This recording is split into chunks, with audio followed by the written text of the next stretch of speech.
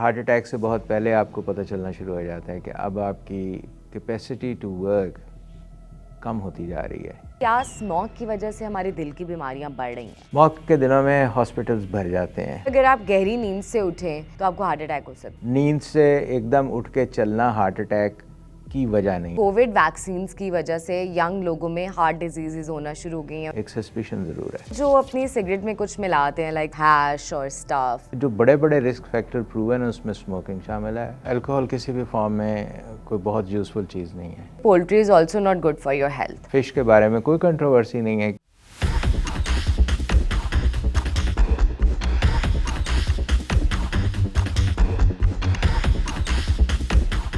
Smokers specially वो जो अपनी सिगरेट में कुछ मिलाते हैं लाइक समथिंग हैश और स्टफ, तो क्या उनमें ज़्यादा चांसेस होते हैं कि उन्हें कार्डियक डिजीजेज हों या हार्ट अटैक हो? जो बड़े बड़े रिस्क फैक्टर प्रूवन है उसमें स्मोकिंग शामिल है। हाइपरटेंशन है जो कि अनकंट्रोल्ड लंबे अरसे के लिए रहे तो हो जाएगा। फैमिली हिस्ट्री, जेनेटिक टेंडेंसी अगर है पेरेंट्स के अंदर भी, बहन भाइयों में है तो रिस्क इज़ हायर। और उसके अलावा फिर डायबिटीज़ है। एक और चीज़ जो बहुत इम्पॉर्टेंट है आजकल के दौर में वो है लैक ऑफ एक्सरसाइज। खून की नालियों में कोलेस्ट्रॉल जमता है, उसकी वजह से हार्ट अटैक हो जाता है क्योंकि नालियाँ जो है आहिस्ता आहिस्ता तंग होकर बाद में ब्लॉक हो जाती हैं। एवरीवन सेज टेंशन नहीं लेनी, बट होती है, तो फिर ऐसे में दिल को परेशानी से कैसे बचाएं हम? If somebody is not having any stress in life तो इसका मतलब ये है कि वो ज़िंदा नहीं है। It is not the stress itself, it is poorly managed stress which is causing the heart diseases. क्या अल्कोहलिक्स में हार्ट डिजीज होने के या हार्ट अटैक होने के ज़्यादा चांसेस होते हैं? Are they more prone to it? ये कॉन्सेप्ट प्रमोट करने की कोशिश की गई कि red wine is useful for coronary arteries in moderate dose। ये कतन इसको एंडोर्स करने की ज़रूरत नहीं है। छोटे या बड़े गोश्त की बात आए तो लाहौरियों का हाथ नहीं रुकता है, बट यूएस की स्टडीज़ कहती हैं कि poultry is also not good for your health. तो फिर हम अपना पेट भरें या अपनी हेल्थ बचाएं, एक्चुअली क्या करें? रेड मीट जो है उसके अंदर फ़ैट की मिकदार ज़्यादा है और रिलेटिवली वो नुकसान देने वाले फ़ैट हैं। वेराज फ़िश के बारे में कोई कंट्रोवर्सी नहीं है कि it's a safe and healthy diet, बल्कि कुछ चीज़ों में वो प्रोटेक्ट भी करती है।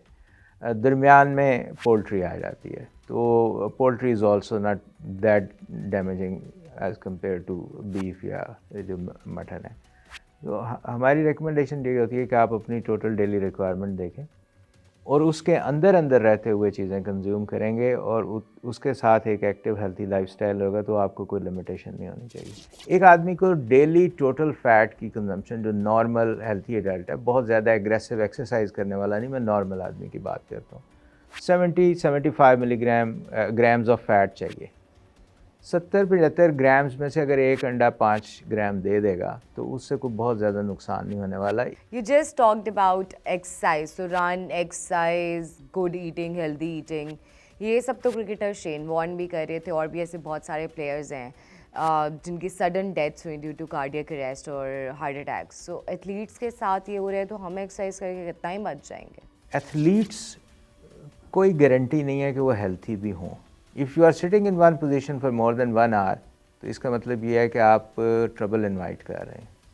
सो अपने वर्क प्लेस को इस तरह डिज़ाइन कर लें कि आपको कंपल्सरीली उठ के चलना फिरना पड़े। हम कहते हैं कि जो एक रेगुलर ब्रिस्क वॉक है for nearly 6000 steps a day, वो बहुत ज़रूरी है टू रिमेन हेल्थी। वैसे भी हैव हर्ड कि अगर आप गहरी नींद से उठें और ऐसे सडनली अपने बेड से उठ जाएं उसके बाद, या फिर आप एक्सरसाइज करें या किसी भी और रीज़न से बहुत ज़्यादा एक्सर्शन हो नॉर्मल से ज़्यादा, तो आपको हार्ट अटैक हो सकता है। Is that true?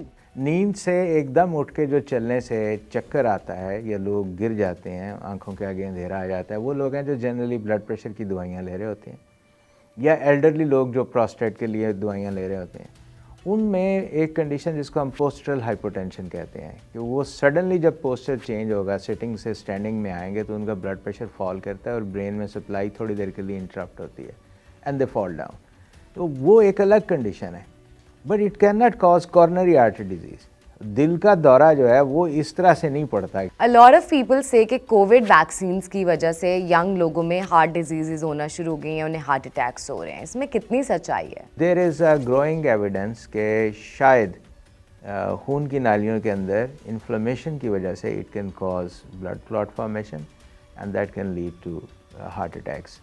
तो अभी तक इसके ऊपर फाइनल कंक्लूसिव एविडेंस नहीं है, एक सस्पिशन ज़रूर है। जब किस्मत में लिखा ही है और ये हार्ट डिजीजेज होनी ही है क्योंकि फैमिली हिस्ट्री है, तो फिर इसमें कितना ही बच सकते हैं ना, क्या करें इस बारे में हम? हमारी अपनी फैमिली के एग्जांपल्स हैं कि we had a history of heart attacks in young age, लेकिन my father being a very scientific person, उन्होंने कहीं 60s 70s में कुछ चीज़ें ऐसी उनकी नज़र से गुजरी स्टडी से, and he adopted that healthy lifestyle. माशाल्लाह 90s तक पहुंच गए और नहीं हुआ हार्ट अटैक। ये प्रिवेंटेबल है। मैं बार बार ये कहता हूँ कि this is one of those disease जिसको हम एफर्ट करके रोक सकते हैं या उसकी इंटेंसिटी कम कर सकते हैं। लास्टली, क्या स्मोक की वजह से हमारे दिल की बीमारियां बढ़ रही हैं? स्मोक डायरेक्टली हार्ट अटैक नहीं करती, लेकिन इनडायरेक्टली वो हार्ट पेशेंट्स को बहुत डिस्टर्ब करती है, क्योंकि उससे चेस्ट की जो डिस्टर्बेंस है, ऑक्सीजन लेवल ओवरऑल फॉल करते हैं, और हार्ट के पेशेंट्स जिनका कार्डिक फंक्शन पहले ही कंप्रोमाइज्ड हो, उनमें चेस्ट इन्फेक्शन की टेंडेंसीज ज़्यादा होती है। So when they suffer from chest infection, they suffer very badly, और फिर वो हार्ट फेलियर में भी जाते हैं।